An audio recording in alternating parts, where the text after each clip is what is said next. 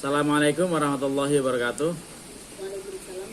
Bismillah, alhamdulillah, salatu wassalamu ala rasulillah wa ala alihi wa sahbihi wa mawala amma ba'du. Pada hari ini Kamis tanggal 26 Juni tahun 2025 bertepatan dengan tanggal 30 Dzulhijjah tahun 1446 Hijriah akan dilaksanakan ujian munaqosyah secara daring. Skripsi yang ditulis oleh Kanasa Aguming Tias NIM 11210430000115. Judul skripsinya adalah Wali Nikah Anak Hasil Teknologi Reproduksi Berbantu atau Assisted Reproductive Technology atau ART menurut hukum Islam dan hukum positif. Ya, silakan, ada waktu maksimal 1/4 jam dari sekarang untuk menyampaikan temuan-temuan penelitian ini, karena ini memang sangat menarik ya. Skripsi ini ditulis oleh mahasiswa semester 10 ya? 8. Oh, semester 8. Jurusan atau program studi perbandingan mazhab dan hukum gitu ya? Ya, silakan. Waktu maksimal 1/4 jam untuk menjelaskan, menyampaikan hasil penelitian yang Anda lakukan. Silakan. Baik, terima kasih Prof. Sebelumnya saya izin untuk share screen ya Prof. Silakan.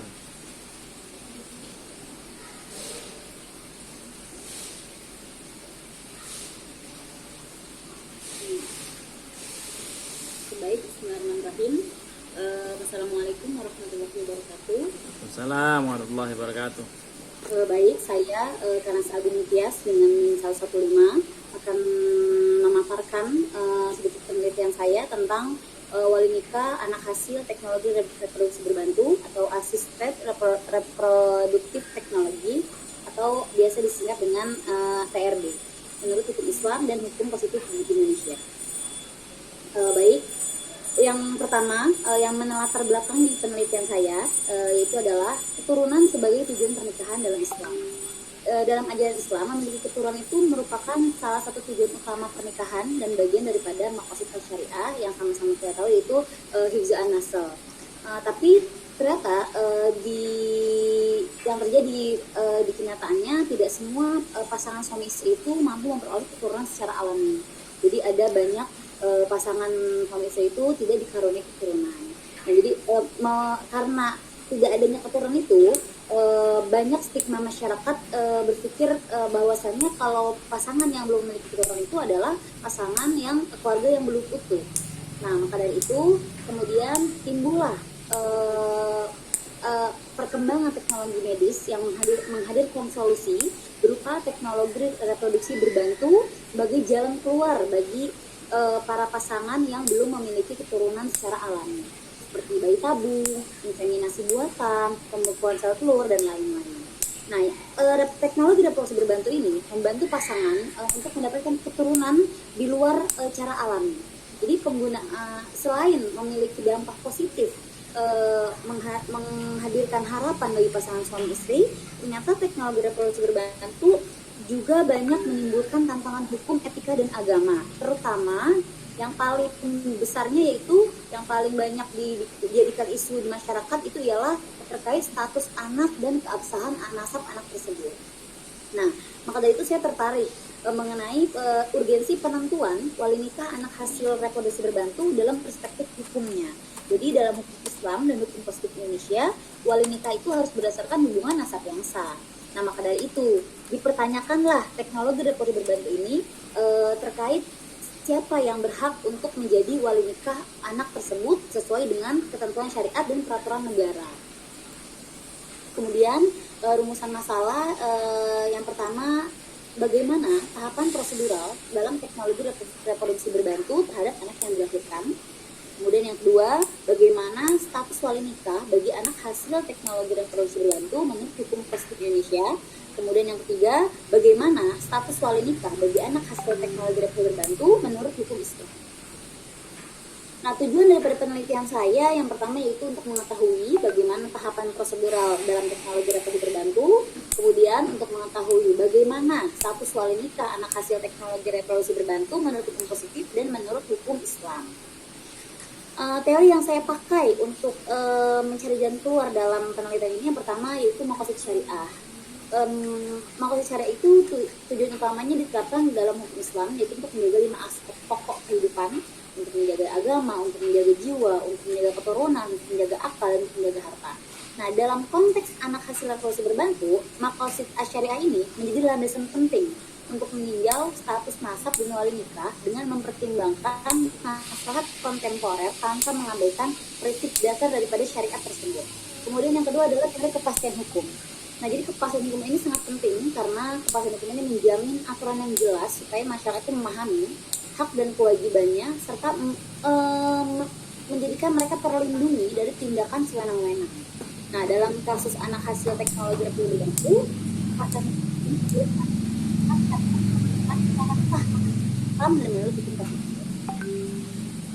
Kemudian untuk kerangka konseptualnya, yang pertama dijelaskan bahwasanya teknologi reproduksi berbantu itu adalah metode medis untuk membantu pasangan yang sulit memiliki keturunan secara alami seperti yang sudah saya jelaskan tadi. Jadi ini adalah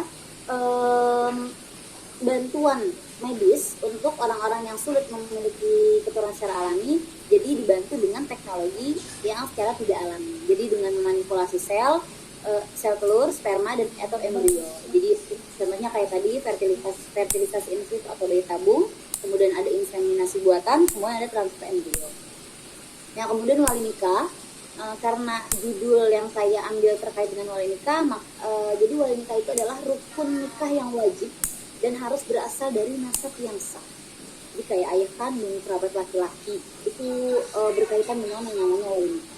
Kalau ayah biologi tidak sah menurut syariah, maka tidak boleh menjadi wali nikah untuk anak tersebut. Jadi wali hakim yang akan menggantikannya untuk menjamin keabsahan dari suatu pernikahan. Kemudian hukum Islam dan hukum positif Indonesia, yaitu hukum Islam bersumber dari Al-Quran dan Sunnah, bertujuan untuk mewujudkan kemaslahatan melalui prinsip maqasid syariah di Indonesia. Kemudian hukum positif itu adalah aturan yang ditetapkan negara dan bersifat mengikat di Indonesia. Metode penelitian yang saya gunakan untuk seperti saya yaitu adalah pendekatan perpustakaan atau library research dengan mengumpulkan data dari literatur, peraturan undang-undang, dan sumber tertulis lainnya yang relevan. Baik masuk pembahasan yang pertama yaitu teknologi reproduksi berbantu yang tadi sudah saya jelaskan bahwasanya teknologi reproduksi berbantu itu metode medis yang membantu pembuahan di luar cara alami. Jadi melalui penanganan ovum, sperma atau embrio guna mengatasi masalah infertilitas pada pasangan jenis. Nah, di Indonesia sendiri, teknologi reproduksi berbantu itu mulai dikenal pada dekade tahun 1980 sejak dengan metode bayi tabung. Nah, sejak saat itu berbagai pusat fertilitas bermunculan di berbagai kota besar memberikan harapan bagi pasangan yang mengalami masalah fertilitas. Nah, kemudian bentuk-bentuk teknologi reproduksi berbantu itu salah satunya adalah fertilitas in vitro atau yang bisa kita sebut dengan bayi tabung, kemudian inseminasi buatan, terus kemudian kriopreservasi embrio atau sel telur atau pembekuan sel telur. Nah, kemudian dari rangkuman bentuk-bentuk teknologi reproduksi berbantu, ternyata saya simpulkan bahwasanya ada 3 macam. Yang pertama ada anak hasil reproduksi berbantu tanpa donor. Yang kedua, ada teknologi reproduksi berbantu dengan donor. Kemudian yang ketiga, anak hasil teknologi reproduksi berbantu dengan metode sewa rahim.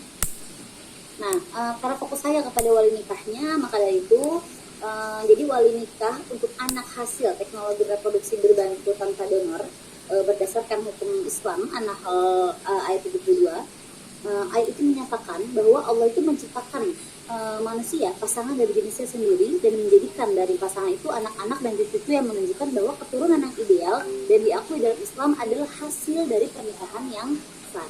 Kemudian untuk dasar hukum positifnya yaitu pasal 42 Undang-Undang Perkawinan nomor 1 tahun 74 tahun 1974, pasal tersebut menyatakan bahwa anak yang sah adalah anak yang dilahirkan dalam atau sebagai akibat perkawinannya. Jadi saya simpulkan bahwasanya metode teknologi reproduksi tanpa donor ini adalah pembuahan yang dilakukan menggunakan sperma atau ovum dari pasangan suami istri yang sah secara syariah dan legal. Jadi tidak ada keterlibatan pihak ketiga, baik bentuk donor genetik maupun rahim pengganti. Oleh karena itu, proses kehamilan berada dalam koridor pernikahan yang sah tanpa melanggar prinsip dalam keluarga dalam Islam. Nah, yang kedua itu adalah wali nikah anak hasil teknologi reproduksi berbantu dengan donor. Nah, jadi salah satu metode ART yang sering diterapkan adalah itu melibatkan pihak ketiga sebagai donor, baik donor sperma, donor ovum maupun embrio. Nah, jadi keterlibatan pihak ketiga dalam proses reproduksi ini menimbulkan isu yang serius dari sudut pandang hukum Islam, terutama terkait keabsahan nasab dan hak wali dalam pernikahan. Jadi dalam hukum Islam, wali nikah bagi anak hasil reproduksi berbantu yang dengan donor itu dinyatakan tidak sah karena menerlibatkan pihak ketiga yang mana tidak ada dalam pasangan suami istri tersebut hubungan yang sah. Ya, sesuai dengan dalil ayat Quran surat Al-Furqan ayat 54, ayat tersebut menyatakan bahwa penggunaan donor dalam reproduksi tidak dapat dibenarkan karena mengganggu ketentuan syariat tentang siapa yang berhak menjadi ayah atau ibu biologis yang sah. Lagi-lagi dalam hukum dasar hukum positif pasal 43 ayat 1 Undang-Undang Perkawinan itu menyatakan anak yang dilahirkan dari luar perkawinan hanya mempunyai hubungan perdata dengan ibunya dan keluarga. Dan kemudian yang terakhir itu wali nikah anak hasil teknologi berbantu dengan metode sewa rahim. Nah, ini salah satu yang paling kontroversial menurut hukum Islam adalah sewa rahim atau surogasi. Jadi di mana embrio dari pasangan yang sah itu di tangan rahim perempuan lain. Nah, perempuan ini yang mengandung dan melahirkan anak yang kemudian diserahkan kepada pasangan si pemilik embrio tadi. Meskipun tidak ada hubungan biologis dengan perempuan pengganti ini, kehamilan dan kelahirannya tetap melibatkan pihak ketiga di luar pernikahan. Nah, jadi dalam hukum Islam ini dianggap bahwasanya sesuai dengan dasar hukum al-mujadalah ayat 2 bahwa status ibu dalam Islam itu ditentukan oleh proses melahirkan, bukan sekedar kontribusi genetik melalui ovum. Lagi-lagi di hukum positif, anak yang lahir dari metode sewa rahim tidak memiliki hubungan nasab yang sah dengan ayah biologisnya karena kehamilan itu dilakukan oleh ibu pengganti yang mana perempuan tersebut tidak menikah dengan ayah tersebut.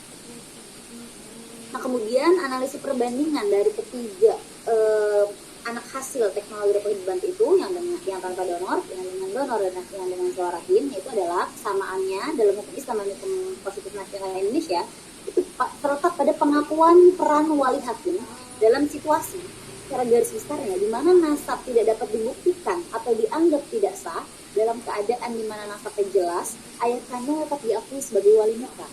Tapi jika nasab diragukan atau batal, maka negara melalui pengadilan agama berperan aktif dengan menetapkan wali hakim untuk memastikan keabsahan akad nikah perempuan tersebut. Nah, kesimpulannya yaitu yang pertama, teknologi berbantu itu adalah metode medis untuk membantu pasangan yang tidak memiliki anak seperti bayi tabung. Nah, prosedur itu mengikuti stimulasi ovarium, pengambilan sel telur, pembuahan di luar tubuh, kultur embrio dan transfer embrio ke rahim hingga kehamilan dan kelahiran. Di Indonesia, soal nikah, anak hasil reproduksi berbantu itu bergantung pada pasangan pernikahan orang tua biologisnya. Jika lahir dari pasangan yang sah, ayah biologis bisa jadi wali nikah. Namun, jika lahir di luar pernikahan yang sah atau melalui sewa rahim tanpa ikatan hukum, anak hanya memiliki hubungan hukum dengan ibunya. Dan wali nikah akan dialihkan ke wali hakim sesuai dengan kodratasi hukum Islam. Nah, kemudian dalam hukum Islam, wali nikah anak hasil teknologi reproduksi berbantu itu ditentukan oleh kejelasan nasab. Lagi-lagi, jika lahir dari pasangan yang sah dan tidak ada pihak ketiga, nasabnya sah dan ayah jadi wali nikah. Tapi, jika melibatkan pihak ketiga, nasabnya dianggap tidak sah dan wali nikah beralih ke wali hakim untuk melindungi hak anak tersebut. Sekian dari saya, Prof. Terima kasih. Wassalamualaikum warahmatullahi wabarakatuh. Waalaikumsalam warahmatullahi wabarakatuh. Baik, ada hal-hal yang perlu disampaikan untuk dimintai pertanggungjawabannya. Pertama, pemanggilan nama saya dengan Prof. Nah, itu melanggar aturan karena saya belum profesor. Nah, gitu ya. Karena ini pun dipahami karena apa, itu barangkali doa buat saya. Tapi yang jelas karena baru saja diuji oleh Prof. Kiai Niam gitu kan ya. Jadi manggilnya Prof melulu padahal saya belum Prof. Mestinya sudah, tapi karena nasib gitu ya, belum diurus sehingga belum Prof. Tapi itu enggak terlalu prinsipil. Kalau dimaksudkan untuk doa, ya terima kasih. Ya, amin, lalu yang berikutnya, Anda ini semester 8. Iya, Pak. Ya. Dulu aliyahnya di mana? Di Pondok Pesantren Darul Khalidin, Pak. Oh. Jadi murid dari Ustadz Zakwan ya? Iya, benar Pak. Kiai Ya. saya Kiai Karim, Pak. Oh, Kiai Karim. Zakwan, Oh, iya, Kiai Karim Zakwan berarti di Al-Khalidin. Kiai Karim itu mantu dari Kiai Abdul Hamid Abdul Hakim Ad-Dari. Anaknya, Pak. Anaknya. Oh Iya, ya, kalau gitu berarti kakak kandung dari Kiai Zakwan. Baik. Itu adanya di Wisma Kahuripan belakangnya ya? Iya, benar, Pak. Nah, di situ ada makam guru saya, yaitu Kiai Abdul Hamid Abdul Hakim Ad-Dari. Beliau Alhamdulillah saya masih di sana, Pak. Kenapa? Saya masih di sana mengabdi di sana. Oh ya, alhamdulillah. Jadi selamat ya disampaikan kepada siapa manggilnya, Aska ya? NASA, Pak. Oh, NASA ya. Kepada NASA. Jadi NASA itu aslinya orang mana? Saya orang Jakarta, Pak. Di mana maksudnya? Jagakarsa. Oke, jadi dari MTS sampai aliyah di Darul Khalidin ya. Iya, Pak. Baik. Jadi tentu pernah atau bahkan sering ziarah di makam Abi ya. Kebetulan untuk perempuan itu dilarang, Pak. Jadi yang laki-laki aja. Oke, ya baik. Jadi sekarang yang substantif, tapi belum yang substantif. Tulisan Anda ini cukup bagus dan menarik, tapi secara teknis masih ditemukan beberapa model tipe yang barangkali memang tidak terperiksa kembali oleh penulis. Jadi saya bisa nge-share nggak ini? Gantian. Oh, bisa, Prof. Bisa, Prof. Jadi yang di-share oleh NASA diberhentikan, saya akan ganti dengan yang saya sudah siapkan. Tapi tampak-tampaknya sudah bisa nge-share belum nih? Sudah, Prof. Seluruh layar ini ya? Iya. Oke, berarti apa sudah terlihat? Belum, Prof. Kalau sudah seluruh layar, apa yang di ini lagi? Biasanya Oh, langsung. bagikan ya. Sudah? Ya, sudah, Prof. Skripsinya sudah kelihatan? Belum kelihatan, Prof. Sudah kelihatan. Ya, jadi silakan diikuti. Nanti saya kirim ini hasil koreksi saya yang ngebut ya. Iya. Misalnya ini teknis-teknis saja. Ini pada halaman berapa lah? Pada halaman 3 ya. Pada halaman 3 ada kata-kata disebabkan dan diperuntukkan, gitu kan? Sengaja begitu menulisnya? Iya. Apa Anda tidak mengerti bahwa itu salah?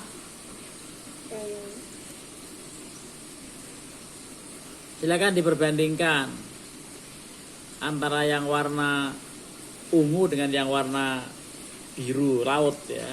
Oh, jaraknya ya, Prof. Jadi kalau kata-kata di luar gitu ya, seperti yang di atas ini, kata-kata di luar memang dipisah. Di atas, di samping, di antara itu semua dipisah. Karena di dalam kata-kata di luar, di atas, di samping, di antara itu adalah sebagai kata depan. Kata depan wajib dipisah. Jadi ada di yang muttasil dan di yang munfasil. Itu bahasa Indonesianya. Iya, Prof. Ya. Sementara dalam kata-kata disebabkan dan diperuntukkan, ini di bukan sebagai kata depan. tetapi di sebagai awalan. Ya, yang mana awalan itu hukumnya harus disambung. Ya, itu di mutasil di situ. Jadi disebabkan, diperuntukkan itu harus disambung. Oke, siap, Prof. Jadi ini harus disambung seperti ini. Nah, gitu. Oke, siap, Pak. Yang diperuntukkan juga harus disambungkan begitu ya. Itu sederhana tapi mengganggu yang membaca. Berikutnya agak jarang karena berarti Anda sudah teliti menulisnya. Ini yang harusnya dipisah malah digandeng. Di bawahnya ini harusnya dipisah, di spasi gitu. Karena dia kata depan. Jadi ada kata depan, ada awalan. Kata depan pisah, awalan sambung. Misalnya diperoleh, ini udah benar. Karena dia adalah awalan. Awalan itu harusnya memang disambung gitu ya. Tapi kalau ini dipisah karena dia kata depan ini awalan yang disambung, kata depan dipisah. Berikutnya di antara juga harusnya dipisah. Gitu ya. Nah, nanti saya kirim ini beberapa kesalahan yang sifatnya tipe ini tapi mengganggu. Siap, Pak. Ya. Saya membaca pelan-pelan apa gitu. Ketemu beberapa. Yang berikutnya nggak ketemu berarti sudah bagus. Ah, ini saya minta Anda membaca ayat ini. Gimana cara membaca ayat ini? Bismillahirrahmanirrahim. Yu'minuna wallahi ja'ala lakum min anfusikum azwajan wa ja'ala lakum min azwajikum bayyana wa fadatan wa razaqakum minat thayyibi. Oh iya, saya salah ya, Prof. Saya besarin. Kalau barangkali coba kamu baca yang tertib, yang tertil. Gimana bacanya itu? Bentar, Prof, saya buka. Susunan ayat ini juga saya nggak tahu. Tiba-tiba ada yu'minuna wallahu, itu secara kebahasaan susah diterima itu. Sebentar, Prof, saya ini. Ya, itu ayat berapa? An-Nahl ayat 16. An-Nahl ayat 16. Ayat 72 ya, surat ke-16 ayat 72. Ya. Itu sebetulnya seperti apa itu? Oke, karena saya ngerjainnya beda ini, Prof, beda laptopnya jadinya keubah-ubah gitu, Prof. Harusnya a'udzubillahi minasyaitonirrajim. Bismillahirrahmanirrahim. Allahu ja'ala lakum min anfusikum azwajan wa ja'ala lakum min azwajikum banina wa hafadatan wa razaqakum minat thayyibat. Afabil batil yu'minuna wa bi ni'matillahi hum yakfurun. Yu'minunya jadi ke itu. Nah, berarti kan nggak mungkin yu'minuna wallahu ja'alakum, nggak mungkin kan? Iya, Prof. Ya, Iya, tapi Pak. afabil batil yu'minuna lalu wa bi ni'matillahi hum yakfurun. Ya. Baik. Berarti sudah Anda sadari ya mengenai hal itu? Iya, Pak. Ya. Sudah Anda sadari mengenai pengutipan ayat yang kurang tepat karena ada kebalik apa gimana gitu kan ya? Iya, Pak. Nah, sudah itu suka terjadi memang teknis yang begitu ya. Suka terjadi hal teknis seperti itu tapi sangat bisa dipahami. Oke. Lanjut pada bagian lain. Kalau tidak ada tanda apa-apa berarti tinggal pada hal yang substantif sifatnya. Ya, tambah-tambahnya sudah tidak ada, saya hanya temukan itu. Mungkin kalau di tempat lain Anda ketemu sendiri ya tolong diperbaiki, disesuaikan. Siap, Pak. Ya. Sekarang yang ini sudah ada Kementerian Agama, kemudian maksudnya Al-Quran sudah dijadikan referensi atau belum? Enggak, saya jadikan footnote, Pak. Ya, footnote itu kan kemudian dikutip sebagai daftar pustaka juga kan? Oh iya, baik Pak. Iya. Waktu itu saya kan mau jadi footnote Pak. Terus kata dosen pembimbing saya, ayat Al-Quran nggak usah. Oh gitu. Iya. Ya kalau nggak usah, kata pembimbing siapa pembimbingnya? Pak Arif Pak. Oh ya sudah, menurut pembimbing tidak perlu ya nggak apa-apa ya kalau emang begitu. Berarti nanti ini bisa dihapus lagi Al-Quran dan terjemahnya. Baik, sekarang yang sifatnya substantif ya. Yang sifatnya substantif.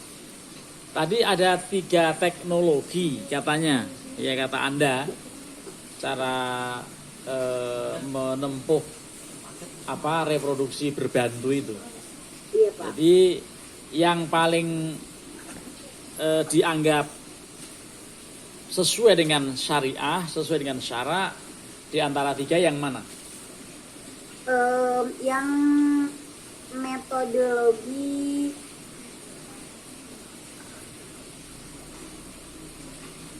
bayi tabung namun dengan pasangan yang sah Pak. Ya, dasarnya apa? Dasarnya tadi Quran surah An-Nahl ayat 72. Yang tadi dibacakan yang ada tipu tadi ya ayatnya ya? Iya betul. Oh, kebetulan ayatnya itu. Oke, kalau dasar yang sifatnya regulasi di negeri kita, bayi tabung itu kebenarannya? Ketentuan Undang-Undang Perkawinan tahun 1974 pasal 42.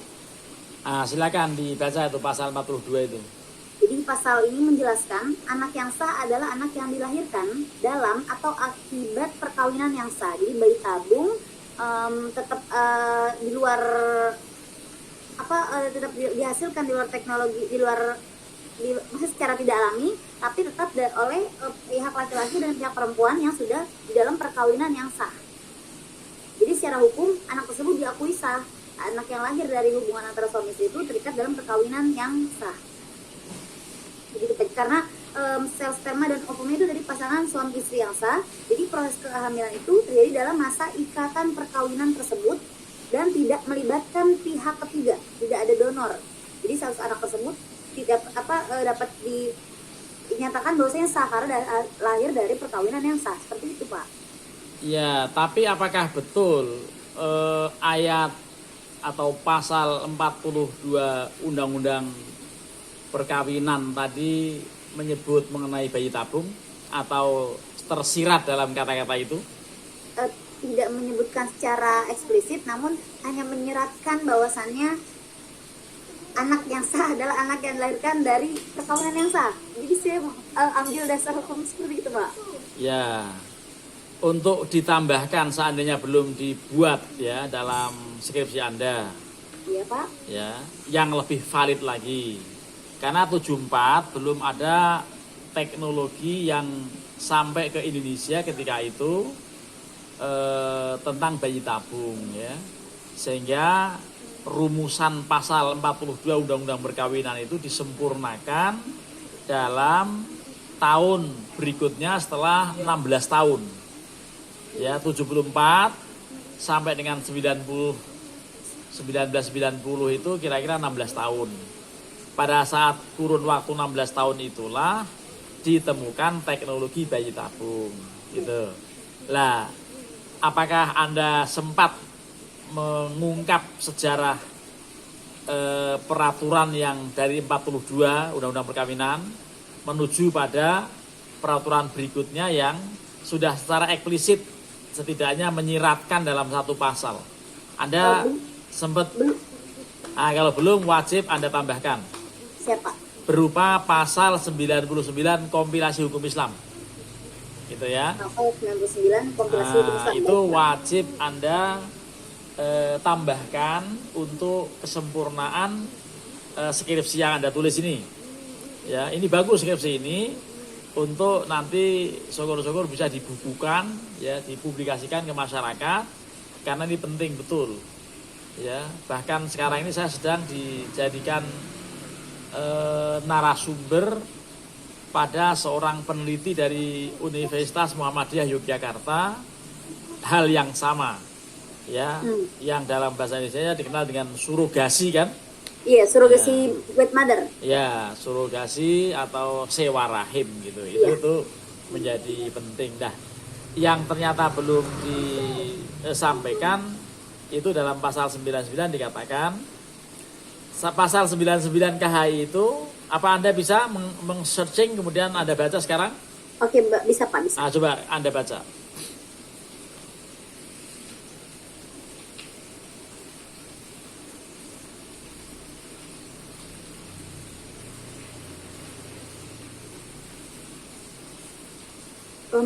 Mengenai ahli waris, Pak.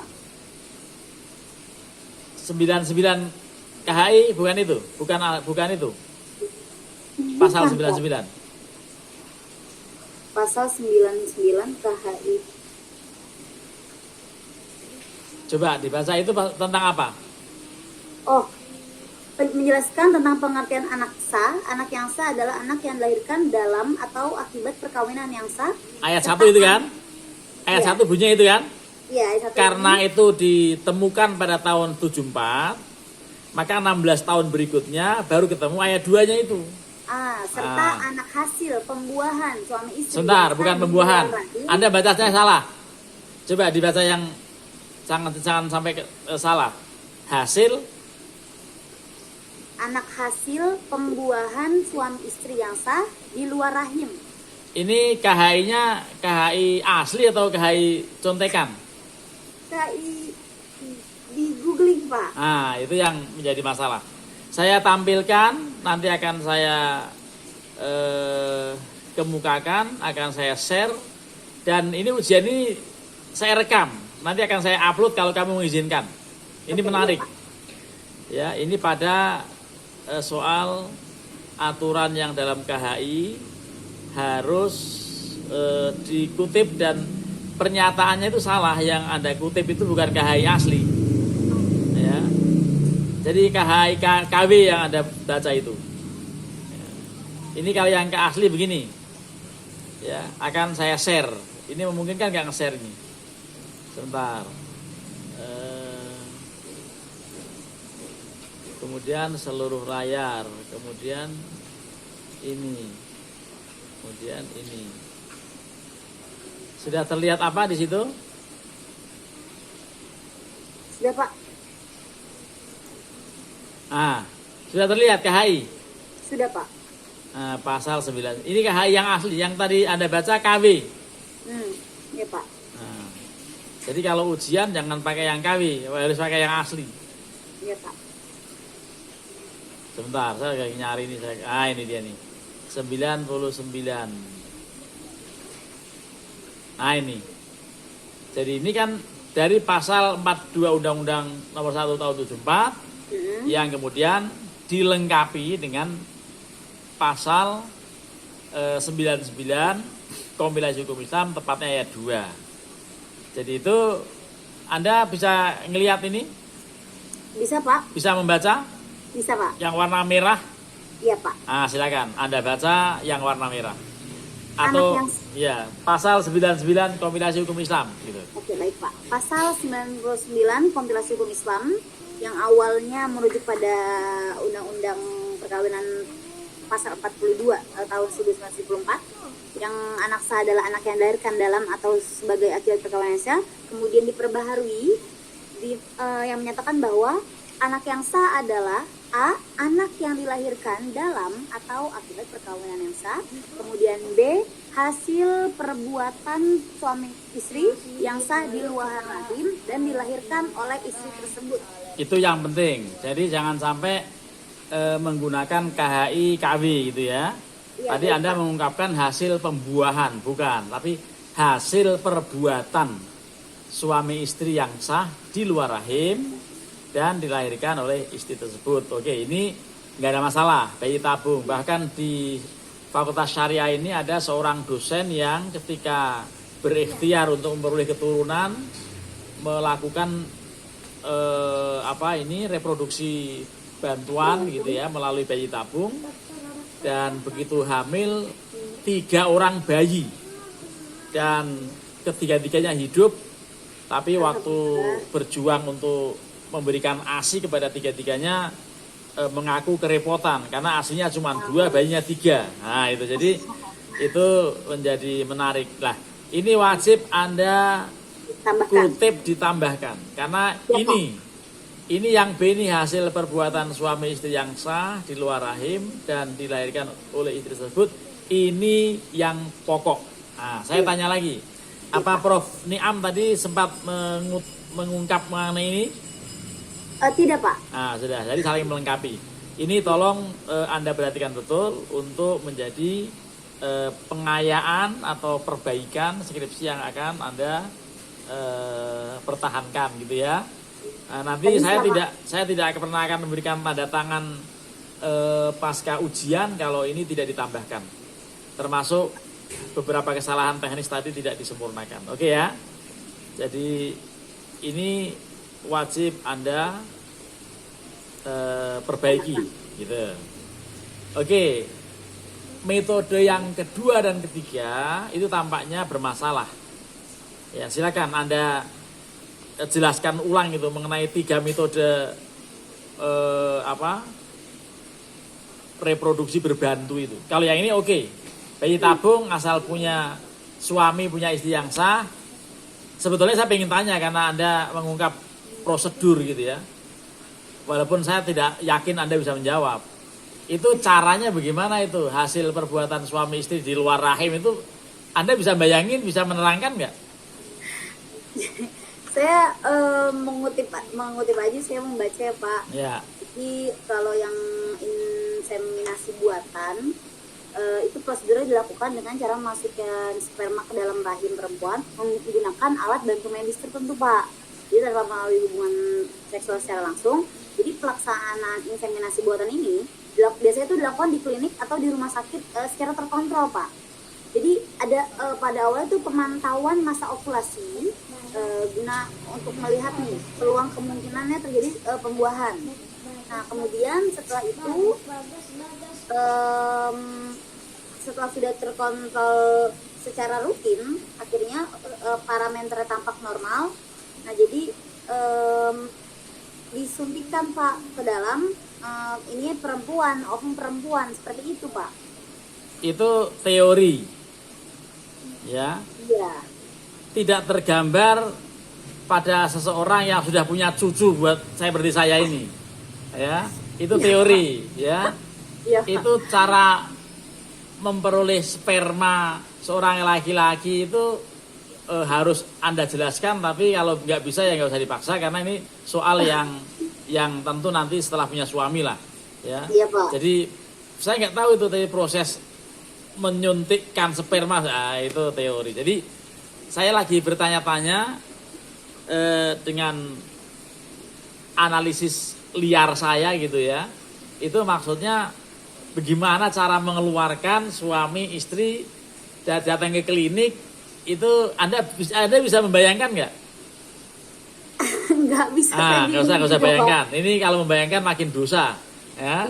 Nah, jadi yang penting Anda tahu bahwa pasal 99 ini adalah landasan hukum yang tersurat betul yang mestinya dikutip dalam skripsi ini. Gitu. Itu satu.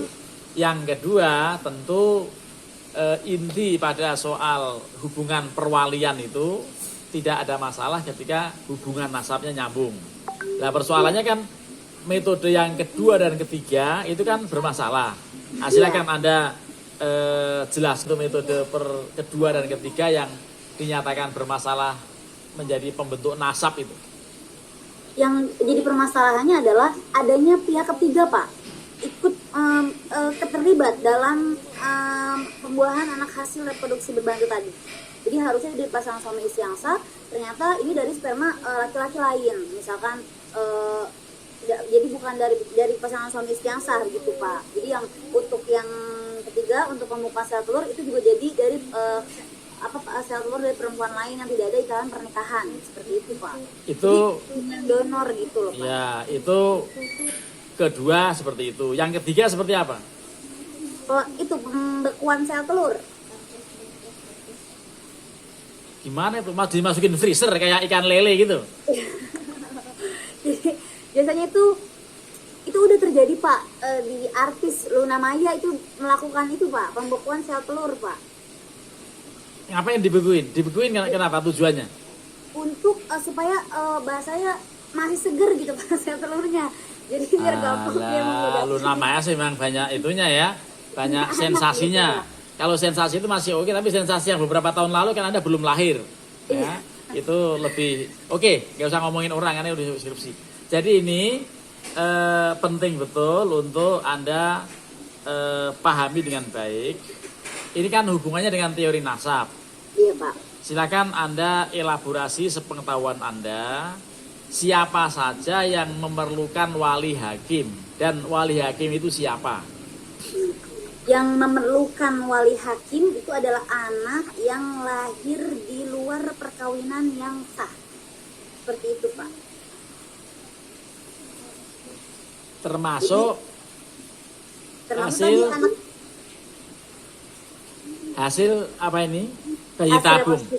Bayi tabung yang memerlukan pendonor lain itu. Iya, yang ada yang menerlibatkan pihak ketiga gitu Pak. Lah, itu wali hakim itu sebetulnya gampang saja karena walinya siapa wali hakim itu? Wali hakim itu yang disediakan oleh pengadilan agama Pak. Disediakan. Maksudnya gimana disediakan? Jadi ulul amri gitu loh Pak. Jadi sudah ditunjuk oleh pengadilan agama. Nah, ini Anda masih terlalu mengawang ini, teknisnya belum paham. Wali hakim itu selalu saja ketua atau kepala KUA. Iya, ketua kepala Nah, KUA. di KUA itu ada banyak penghulu. Ini anak saya yang kakak kelas Anda baru lulus tahun 2019 apa? Itu masuk bersama dengan Erwin, Pak Erwin tahun ini menjadi penghulu ya di Provinsi Banten, ditempatkan di Serpong Utara. Ini penghulu baru tapi sudah berulang kali menikahkan gitu ya, dan sudah menikah memang, bahkan sudah punya anak. Itu anak pertama saya. Nah ini persoalannya dalam setiap KUA itu pasti ada Wali ketua ya, ketua atau kepala atau wakil kepala itu sekaligus itulah yang layak untuk menjadi wali hakim. Tidak semua penghulu. Nah, karenanya nanti kalau ada data-data calon susacin calon pengantin itu ketahuan bahwa ini kemungkinannya adalah harus wali hakim, termasuk juga yang meninggal ayahnya, keluarga saudara kandungnya misalnya tidak ada gitu ya. Kalaupun ada misalnya sakit jiwa dan seterusnya, itu juga perlu wali. Lah bagaimana dengan kasus married by accident? Nah, itu juga wali hakim ya, Pak? Wali hakim bagi kasus korban married by accident ya, kalau anak pertamanya ada perempuan. Kalau anak pertamanya laki-laki kan nggak ada masalah. Iya, nggak karena di syarat pernikahan laki-laki nggak pakai wali nggak apa-apa ya Pak? Ya memang nggak apa-apa, memang nggak pakai wali. Nggak pakai wali maksud saya Pak. Tapi apakah kemudian dengan lahirnya anak laki-laki sebagai korban married by accident ini married by accident-nya menjadi legal, menjadi nggak masalah gitu? Enggak Pak. Enggak kan? Berarti bagaimana cara meminimalisir kasus tek dung tralala ini? Ya. Bagaimana menurut Anda? Mungkin dengan ini ya Pak, adanya regulasi kepada pemerintah dan masyarakat setempat bahwasanya anak keabsahan saat anak itu sangat penting, tidak hanya di wali nikah, jadi ahli waris itu berkaitan semuanya gitu Pak. Sudah terdengar adzan padahal saya puasa sehingga saya harus mengakhiri ujian ini dan diucapkan selamat pada Kanza ya? Kansa Pak, iya. Kansa, insya Allah Anda akan menjadi orang sukses. Amin, ya. terima kasih ya Pak. Lanjutkan kuliah, lanjutkan semangat Anda untuk memperdalam ilmu, memperdalam hukum, dan nanti akan membawa maslahat. Salam saya kepada Kiai Karim ya. Insya Allah. Pak, Beliau sudah berpulang. Oh, beliau sudah Sekarang berpulang. adiknya yang Kalau Kiai pegang. Zakwan masih ada ya? Masih, Pak. Apa Ustaz Zakwan ada di situ? Enggak usah Zakwan yang di Jakarta, yang di situ yang adiknya Kiai Haji Abdul Hadi. Oh ya, insya Allah saya tidak begitu paham kecuali pada Kiai Zakwan. Baik, kita akhiri, diucapkan selamat. Subhanakallahumma wa bihamdika asyhadu an la ilaha illa anta astaghfiruka wa atubu ilaik. Ya, mudah-mudahan sukses. Ya, assalamualaikum warahmatullahi wabarakatuh. Waalaikumsalam warahmatullahi wabarakatuh. Terima kasih.